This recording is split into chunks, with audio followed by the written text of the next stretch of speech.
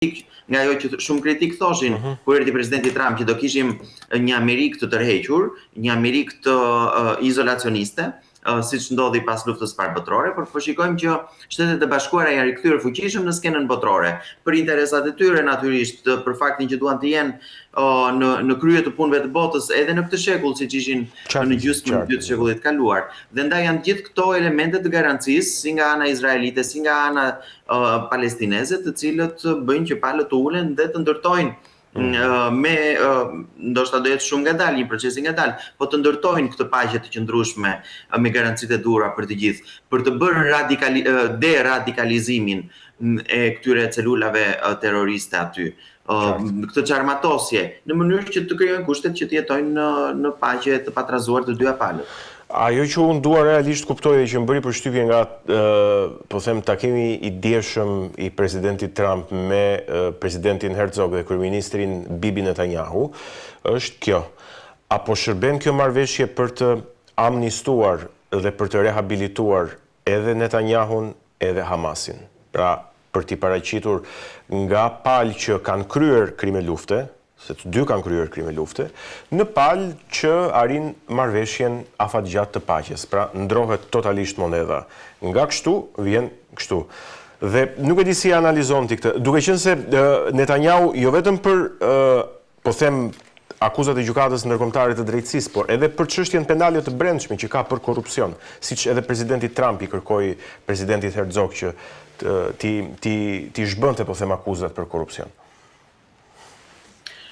Po, me rrezikun se pas kësaj që do them, do acarohen të gjithë S'ka gjë, le të acarohen. Të gjithë kundërshtarët e flakt të Bibi Netanyahut, që është mijëra kilometra larg nga ne, po ne e konsiderojmë sikur të jetë palë politike këtu. Unë që është e vërteta kam preferuar që ndroj larg kësaj tifozerisë në Shqipëri që ekziston pro Bibit kundër Bibit, pro Hamasit kundër Hamasit, po mendoj që nuk mund të qet një paralele me gjithë akuzat që mund të qëndrojnë mbi kryeministrin Netanyahu, sepse Bibi Netanyahu është lider i zgjedhur i një vendi, i një shteti demokratik. Hamasi është një organizatë terroriste e njohur si e tillë nga pjesa më e madhe e vendeve të botës. Me zgjedhje kanë ardhur edhe ata, pavarësisht se nuk kanë bërë më zgjedhje pastaj. Po me zgjedhje kanë ardhur. Po të shikonit komentet e shumë izraelitëve, sidomos ata po themi më radikal, thoshin të njëjtën gjë, si mund të falim ne këta terroristët e Hamasit, të cilët janë të betuar që do ta shkatrojnë shtetin e Izraelit. Sepse ata besojnë që nëse Izraeli lëshon armët dhe i pranon këta individ ose këto grupime, të cilët mund të thonë që janë të prirur të shkojnë drejt paqes e tjerë, po mund të t'i rikthehen aktiviteteve të tyre terroriste më pas, nëse Izraeli ul armët, Izraeli shkatrohet, thonë ata. Nëse Hamasi ul armët, atëherë kemi mundësi për një paqe. Po janë pikërisht këto garancitë që do japi Amerika vendet e tjera arabe, të cilat situata si e 7 tetorit apo ngjarje të tjera më përpara nuk do përsëriten më. Natyrisht që rreziku është aty. Natyrisht që në një armë pushim apo në një marrëveshje paqe të dyja palët do heqin dorë nga disa prej pretendimeve të tyre, se ndryshe i binte që njëra palë të kapitullonte dhe pala tjetër të fitonte gjithçka. Po në fakt nuk është kështu. Të dyja palët do duhet të jenë të gatshme të japin diçka, të heqin dorë nga diçka, dhe e njëjta gjë do ndodhi me shumë gjasa dhe në Ukrainë apo dhe në konflikte të tjera, sepse e tillë është lufta. Është e padrejtë, ndodhin gjëra të padrejta, ndodhin masakra, vriten të pafajshëm, po ky është realiteti. Në fund mund t'i hyjmë kësaj rrugës në filozofike psikologjike që pse shkon njeriu drejt luftës, pse bën luftën e tjerë dhe pse është kështu që janë njerëzore, po it is what it is, thonë amerikanët, kështu është, ky është realiteti. Dhe ne duhet, mendoj unë, duhet jemi në këtë pikë të lumtur që ka një president që merret me punët e botës sot, që është presidenti po themi i botës së lirë, i vendit më të madh demokratik i Shtetet Bashkuara të Amerikës, që është i prirur drejt paqes. Imagjinoni sikur kishte fituar në zgjedhjet presidenciale një figurë si Kamala Harris, apo të kishim ende një president Biden, I cili sot takoi me fantazmën e Silvio Berlusconit, nesër linte takim me fantazmën e Konrad Adenauerit. Pra nuk ishte në këtë realitet fare. Ndaj unë mendoj se zhvillimi I djeshëm dhe I ditëve të kaluara në lindjen e mesme është për të përgëzuar. Qartë, mirë, Nikola, si e ke parë dhe idenë e Donald Trump pra për dialog me Iranin në një moment pra kur SBA-ja dhe Izraeli kishin goditur më parë dhe objektivat iraniane? Po, presidenti Trump e ka shprehur disa herë, kam përshtypjen që është I hapur, madje I quan dhe një ftesë leadershipit të Iranit për të marrë pjesë ditën e djeshme, sepse perëndimi ka qenë, sidomos Shtetet e Bashkuara, që kanë qenë edhe më të qarta akoma, në lidhje me Iranin. Në qoftë se Irani heq dorë nga ambicjet e veta nukleare, është I mirëpritur që të bashkëtoj paqësisht me komunitetin tjetër të vendeve rajonale apo ndërkombëtare. Dhe të heqë dorë natyrisht nga mbështetja që I bën grupeve terroriste në rajon, sepse Irani është financuesi më I madh I këtyre grupimeve terroriste, Hamasit, Hezbollahut, grupeve Houthi, të cilat shërben si proxy të Iranit për të çuar përpara këto qëllime që ka Irani, kryesisht në lidhje me Izraelin. Nëse Irani heq dorë nga këto ambicie, në qoftë nukleare apo qoftë në lidhje me sulmet që I bën Izraelit apo vendeve të tjera në rajon, është e mirëpritur që t'i bashkohet grupimit të vendeve që dëshirojnë të jetojnë në paqe. Pastaj, për regjimin e ajatollave brenda Iranit, sërish presidenti Trump dhe komuniteti ndërkombëtar në përgjithësi kanë qenë mjaft të qartë që I takon popullit të Iranit që të vendosin nëse do të vazhdojë të jetojë në regjim e ajatollave apo jo. Nuk është një vendim që e marrin Shtetet e Bashkuara apo vende të tjera. Pra kanë qenë mjaft të qartë për të dy këto aspekte, qoftë në aspektin ndërkombëtar dhe qoftë në aspektin e brendshëm. Ndaj varet nga Irani. Irani e ka bërë të qartë sërish që nuk do të jetojë në paqe me vendet e tjera të rajonit. E qartë, por pak ditë më parë Nikola Trump njoftoi pra se do të ndihmonte edhe në rindërtimin e Gazës, por ditën e djeshme pam pra që nuk kishte asnjë plan konkret që Trump të fliste për rindërtimin. Se nuk mund t'i thoshte kam përshtypjen gjitha dije. Dije ishte një, domethënë se e bëre përgjithsisht është një pritshmëri që në një ditë historike si e djeshmja të gjejmë mangësi, probleme edhe kus janë. E para duhet përshëndetur që kjo ishte një ditë historike, dita e djeshme.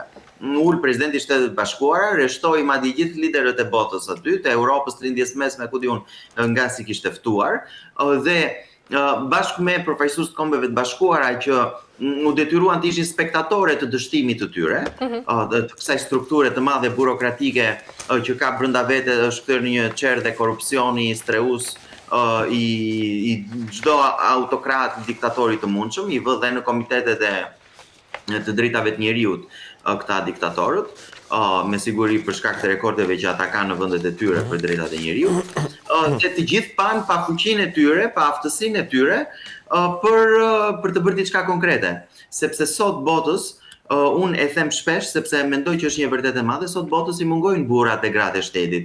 I mungon një Margaret Thatcher, një Ronald Reagan, një Konrad Adenauer, një Silvio Berlusconi po të doni. Edhe pse ndoshta një figurë pak më kontroverse se tjera. Ka dhe ndonjë të majtë tek ata burrat e shtetit që mund I mungojnë, mos, nuk janë të gjithë të djathtë ndoshta. Ndonjë I majtë që ka qenë I mirë, a kupton? Juve nëse preferoni figurat e majta, unë mendoj se figurat liderët që kanë ardhur nga e djathta I kanë bërë shumë herë më mirë botës, qoftë në punët e tyre të brendshme, qoftë në marrëdhënie ndërkombëtare. De Gaulle e tjerë me radhë, sepse nëse vazhdoj me emra, unë mund të prodhoj emra të djathtë pafund, që kanë bërë një impakt shumë pozitiv. Dhe u desh të vinte një tjetër lider I djathtë, Donald Trump, I cili të shkonte tek gjërat konkrete. Shikoni se çfarë bëjnë sot këta liderët e mëdhenj që kanë aprovimin në vendet e tyre, 20%, 30%. Imagjinoni sa popullor janë. Macron e Sanchez, ky autokrat i Spanjës që po e kthen Spanjën në një diktaturë të vendeve të botës së tretë, apo Starmer, diktatori i Britanisë së Madhe. Shikoni se çfarë bëjnë. Bëjnë atë që quhet grandstanding. Dalin me fjalë të mëdha dhe thonë ne dënojmë këtë sulm atje me fuqinë më të madhe dhe ajo fuqia atyre më e madhe nuk ka fuqi as të më bindi mua, ku diun, në Vlorë apo në Tiranë. Jo më të ketë ndonjë impakt në arenën ndërkombëtare. Ne do njohim Palestinën dhe e vendosin. Ndërkohë, Shtetet e Bashkuara, dhe tha presidenti Trump, ata ta njohin sa duan, nuk ka asnjë impakt, dhe tregoi që nuk ka asnjë impakt, sepse është thjesht për show. Janë lider show të emisioneve të showbizit. Mund të ishin shumë mirë.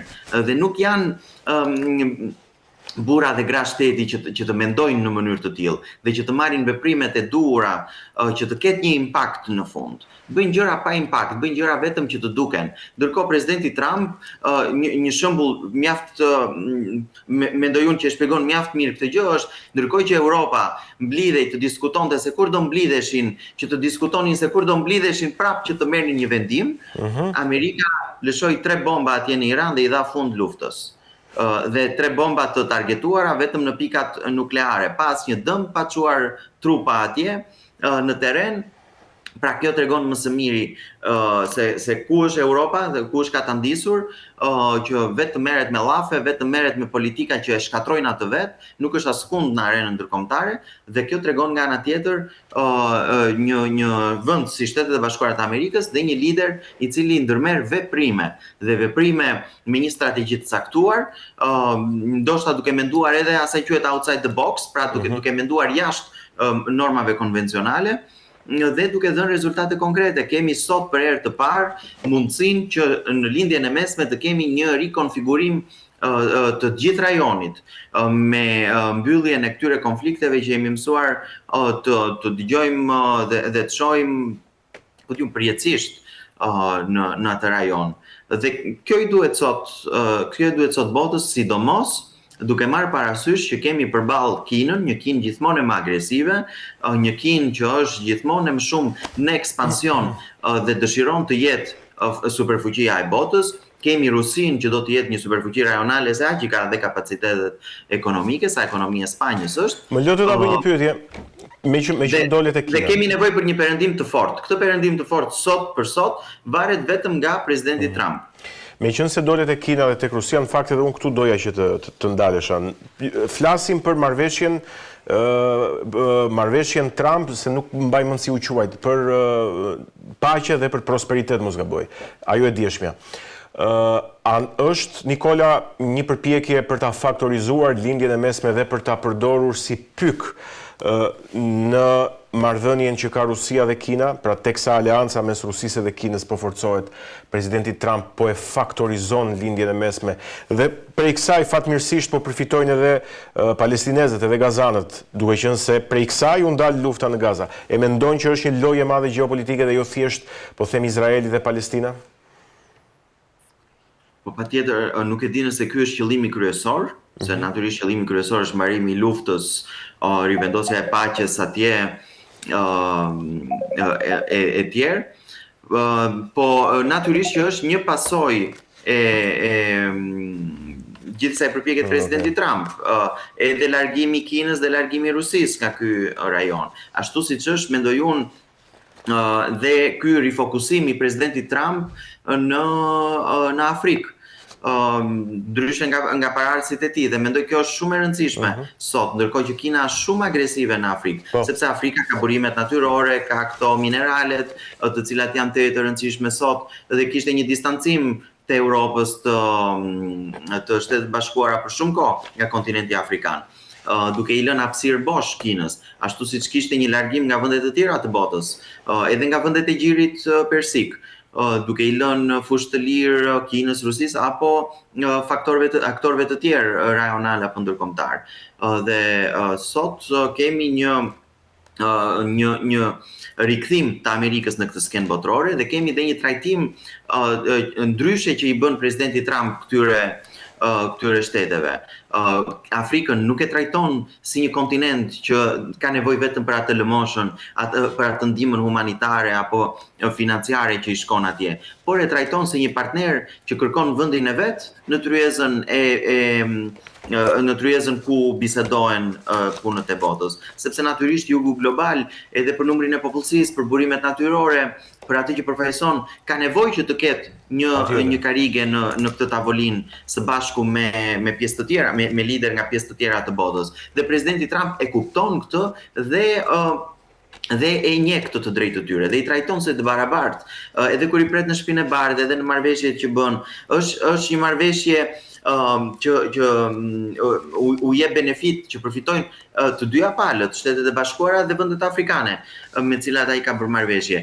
Është edhe në lindjen e mesme që ju përmendi, është një marrëveshje nga e cila përfitojnë vendet e rajonit që preken në mënyrë të drejtë për drejtë, kjo është e logjikshme, por natyrisht përfitojnë dhe Shtetet e Bashkuara të Amerikës, përfiton edhe Perëndimi në tërësi.